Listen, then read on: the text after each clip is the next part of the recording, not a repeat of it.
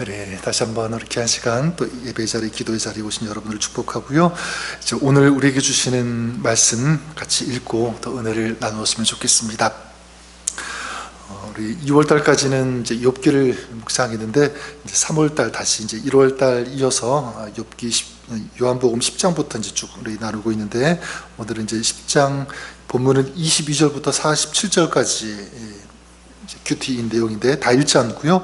요한복음 10장 37절부터 42절까지만 봉독하도록 하겠습니다. 제가 10장 37절 읽고 우리 42절까지 한 절씩 우리 교독하겠습니다. 만일 내가 내 아버지의 일을 행하지 아니하거든 나를 믿지 말려니와 내가 행하거든 나를 믿지 아니할지라도 그 일은 믿으라. 그러면 너희가 아버지께서 내 안에 계시고 내가 아버지 안에 있음을 깨달아 알리라 하시니 그들이 다시 예수를 잡고자 하였으나 그 손에서 벗어나 나가시니라. 다시 요단강 저편 요한이 처음으로 세례 베풀던 곳에 가사 거기 거하시니 많은 사람이 왔다가 말하되 요한은 아무 표적도 행하지 아니하였으나 요한이 이 사람을 가리켜 말한 것은 다 참이라 하더라. 그리하여 거기서 많은 사람이 예수를 믿으니라. 아멘. 네, 하나님 말씀입니다. 저도 그렇고 여러분도 다 한국 사람이죠. 네, 한국 사람인데 한국 사람의 특징이 있는 것 같습니다. 이건 제 생각인데 역사적으로 조그만 작은 땅에서 오랜 또 이렇게 세월을 살았기 때문에 그런지 몰라도 한국 사람은 굉장히 큰 거를 좋아하는 것 같아요. 큰 거. 그래서 다리를 하나 지어도 뭐라고 부릅니까?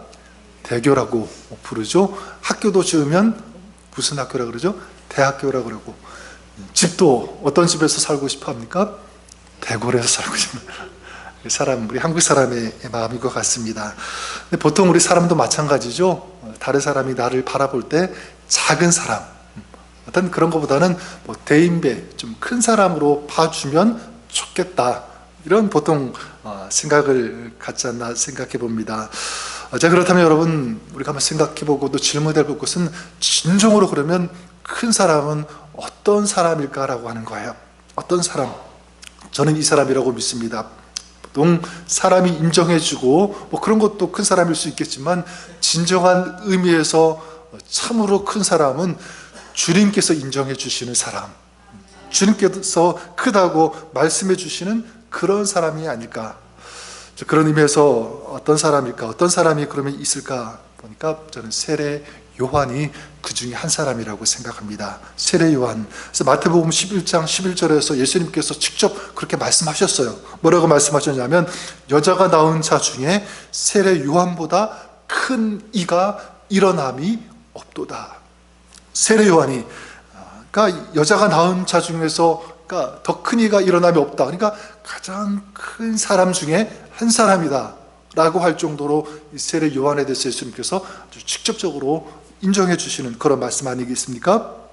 그래서 오늘 우리가 읽은 이 말씀도 이 세례 요한과 관련된 그런 이야기라고 할 수가 있는데, 읽진 않았지만 그 30절 위에 보면 나와 아버지는 하나다 이렇게 사람들에게 예수님께서 말씀하시자 그 말씀을 들은 그 유대인들이 아니 어떻게 예수님이 하나님과 한 분이 될 수가 있는지, 이건 신성 모독이다. 그렇게 하면서 예수님을 돌로 쳐서 죽이려고 하는 그런 장면이 이야기가 나오게 되고요. 그때 예수님께서 이제 그들의 손에서 벗어나서 이제 어디로 가시게 되냐면 요한이 세례를 베풀던 곳으로 가시게 됩니다.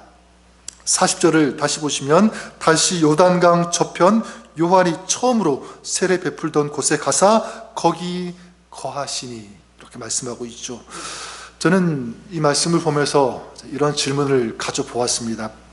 왜 예수님께서 요한이 처음으로 세례를 베풀던 그곳으로 가셨을까라고 하는 거예요. 유대인들이 막 잡아서 죽이려고 하니까 어쩔 수 없이 떠밀려서 갔던 곳이 그러면 그 세례 요한이 처음 세례를 베풀던 그곳이었던가 이렇게도 생각해 볼 수 있는데 저는 그렇지 않다고 생각해요.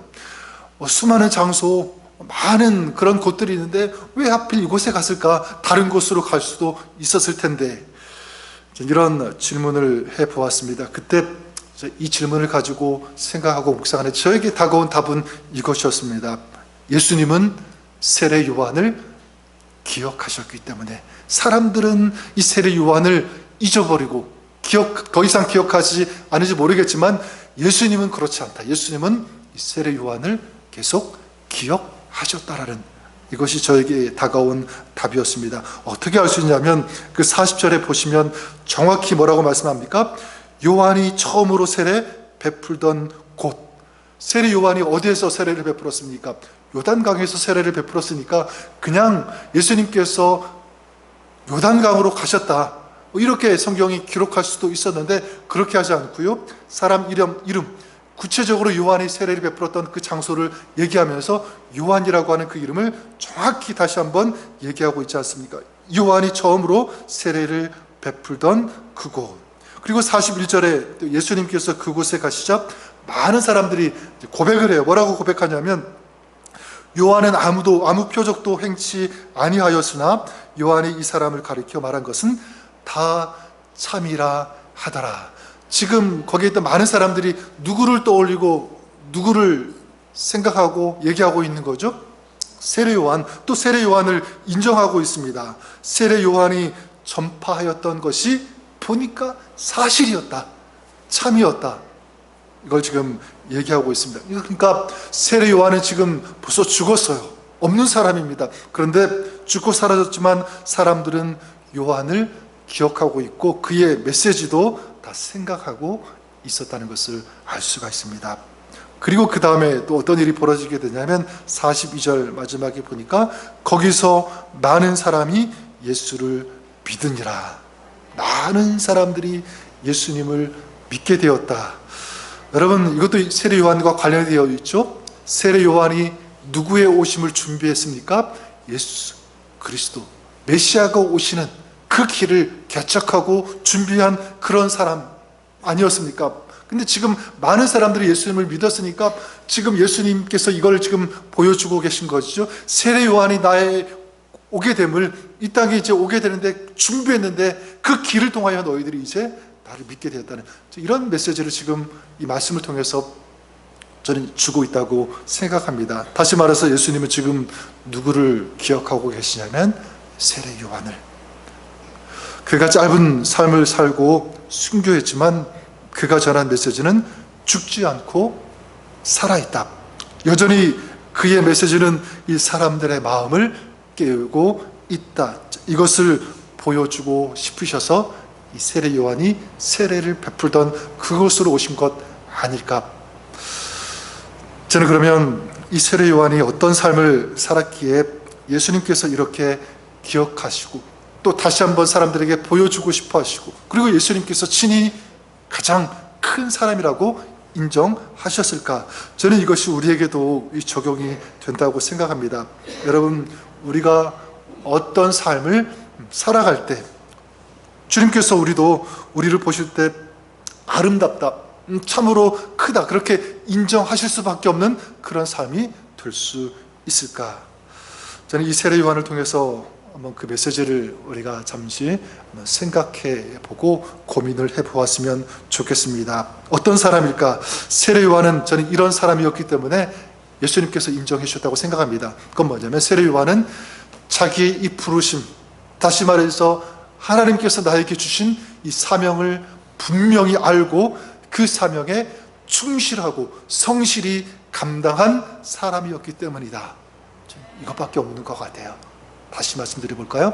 하나님께서 나에게 주신 사명을 아는 사람, 아는 거에서 그치는 것이 아니라 그 사명에 충성하고 충실하면서 오늘을 살아가는 사람이다 라는 것입니다. 사실 이 세례 요한이 오랫동안 굉장히 큰 사역을 했는가? 그렇지 않아요. 이 세례 요한은 우리가 아는 바와 같이 예수님보다 6개월 먼저 태어났습니다. 그리고 예수님께서 이 공생의 사역을 시작하시면서 세례 요한은 헤롯에 잡혀서 순교를 당하게 되죠. 그러니까 30년 정도 굉장히 짧은 그런 삶을 살았다라고 할 수가 있습니다. 그리고 이 세례 요한은 또 커다란 또 많은 그런 사역도 한 것도 아니죠. 어떤 사역을 했습니까? 말씀드린 바와 같이 굉장히 단순한 사역, 예수님의 오심을 준비하는 사역이었습니다. 그래서 요한복음 1장 7절에 보면 그가 세례 요한이죠. 그가 증언하러 왔으니 곧 빛에 대하여 증언하고 모든 사람이 자기로 말미암아 믿게 하려 함이라. 세례 요한이 한 것은 무엇이냐면 구원자가 되시는 예수님을 전하는 것. 또 요한복음 1장 23절에 이르되 나는 선지자 이사야의 말과 같이 주의 길을 곱게 하라고 광야에서 외치는 자의 소리로나 하니라. 그러니까 이 세례 요한이 한 사역도 마찬가지 나는 소리예요. 예수님이 이 땅에 오신다, 구원하시기 위해서, 우리의 죄를 씻어주시기 위해서 오신다라고 하는 그 외치는 소리, 그런 삶을 산 사람이 바로 세례 요한입니다. 그리고 사람들이 이 세례 요한에게 네가 그리스도냐, 막 너무너무 유명하니까 그렇게 높이는데, 세례 요한이 3장 28절에서 뭐라고 하냐면 나는 그리스도가 아니요 그의 앞에 보내심을 받은 자일 뿐이다. 굉장히 겸손한 모습이죠. 그러니까 자기의 분명한 정체성을 안 거예요. 내가 어떤 사람인지, 그리고 자기의 사명을 알았죠. 흔들리지 않았어요. 사람들이 나를 알아준다고 해서 이 사명이 왜곡되거나 그리고 다른 엉뚱한 방향으로 가지 않고 오직 한 길 예수 그리스도를 준비하고 사람들로 하여금 예수 그리스도를 알 수 있도록 내가 그 길을 예비하는 것, 이 사명에 충실 또 충성했다고 하는 사실입니다.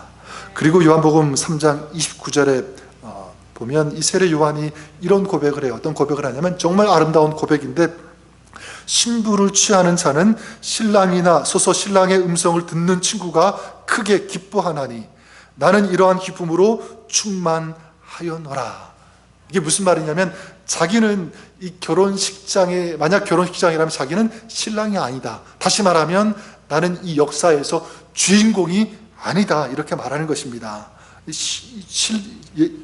예식장에서 신랑 친구들이 이 신랑의 얘기를 듣고 음성을 듣고 친구들이 기뻐하는 것처럼 나는 마찬가지, 아무리 사람들이 나를 인정해주고 막 높여주고 그래도 나는 그것 때문에 기뻐한 것이 아니라 나는 주님 때문에 기쁘다.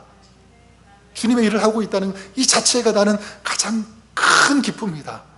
나는 주인공 아니지만 이제 영광의 빛으로 오신 그 주님, 역사의 주인이 되시는 그 주님을 내가 알고 그 주님을 섬기고 그 주님을 전한다는 이것이 내 인생의, 내 사역의 가장 큰 기쁨이다.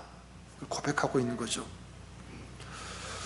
저는 예수님께서 이 세례 요한을 큰 사람이라고 말씀하시고 인정해 주신 것, 저는 여기에 있다고 생각합니다.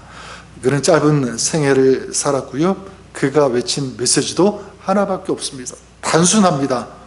그런데 세례 요한은 영원히 잊혀지지 않는, 예수님 말씀처럼 그런 사람이 되었고, 그의 메시지, 지금 2000년이 지났지만 저와 우리의 가슴을 계속 두들기는, 회개하라 천국이 가까웠느니라, 이 짧은 이 한마디의 외침이 오늘 우리의 가슴을 때리는, 두들기는 그런 메시지가 되지 않습니까? 저는 우리가 그렇게 주님께서 기억하시는 아름다운 사람, 참으로 큰 사람의 삶을 살았으면 좋겠습니다. 이건 나이와 상관이 없어요. 어떤 직위, 직분 상관이 없습니다. 지금 내가 어떤 삶을 살고 있는지, 무엇을 가지고 있는지 여기에 상관이 없어요. 세례 요한을 보시면 알잖아요. 여러분, 우리가 정말 하나님께서 인정하시는 참으로 큰 사람이 되기 위해서 마찬가지라고 생각합니다. 무엇이냐면 주님께서 나를 부르셨다는 사실을 알고, 그렇죠? 그리고 내 삶을 통하여 하나님께서 무엇을 주셨는지를 인식하고 하나님께서 기뻐하시는 그 사명, 그 소명의 삶을 감당하면서 충성하면서 충실하면서 살아가는 그런 사람, 이 사람이 하나님께서 보실 때 가장 큰 사람인 줄 믿습니다. 사람은 보통 큰 일, 이 작은 일을 따지지만 주님은 그렇게 따지지 않아요. 주님에게 있어서 작은 일, 큰 일은 절대 없습니다. 모두가 다 귀한 일입니다. 하나님께서 주신 일, 어떤 것이든지 정말 귀하게 여기고 하나님께서 나에게 맡기신 사명으로 알고 감당하면 그것이 큰 일이고 그것이 귀한 일이고 하나님 보실 때 아름다운 전 사역이 된다고 믿습니다. 그런 의미에서 오늘 저와 여러분들이 중보하면서 사역하는 것, 작은 일에 섬기는 것, 또 주님을 전하는 것, 품어주는, 사랑해주고 도와주는 이 작은 이런 여러분의 손길 하나하나, 이 모든 것이 주님 보실 때는 가장 큰, 가장 아름다운 사역이 된다고 믿습니다. 또 그렇게 사역을 감당하는 그 사람, 여러분이 어떤 사람이냐면 주님께서 보실 때 가장 큰 사람이 되는 줄 믿습니다. 저는 그래서 마지막으로 도전을 드리고 싶은 것은, 이제 2024년을 우리가 살고 있는데 이 시대 속에서 주님께서 보실 때 누가 큰가 라고 할 때, 여러분 보실 때 네가 참으로 큰 사람이구나, 이렇게 말씀해 주시면 좋겠습니다. 또 그렇게 인정해 주실 것이라고 믿고요. 교회도 마찬가지라고 믿습니다. 굉장히 큰 사이즈가 큰 교회가 아니라 작아도, 그리고 변두리에 있어도, 사람들은 잘 몰라도 주님께서 보실 때 그 교회가 하나님의 그 주신 이 사명을 충성스럽게 감당하는 그런 교회라고 한다면 그 교회는 가장 아름다운 큰 교회, 주님께서 보실 때 된다고 믿습니다. 저는 우리 교회가 그런 교회가 되었으면 좋겠어요. 여러분 한 사람 한 사람이 그런 교회가 되기 위해서, 그런 공동체가 되기 위해서 먼저는 내가 그런 하나님의 큰 사람으로 살기 위해서 우리 부르심의 사명을 기억하면서 그 사명을 감당해 나가는 충성스러운 주님의 사람, 주님의 종의 삶을 살아가시는 오늘 저와 여러분, 우리 모두가, 또 우리 교회가 그렇게 될 수 있기를 주님의 이름으로 간절히 축원합니다. 기도하겠습니다.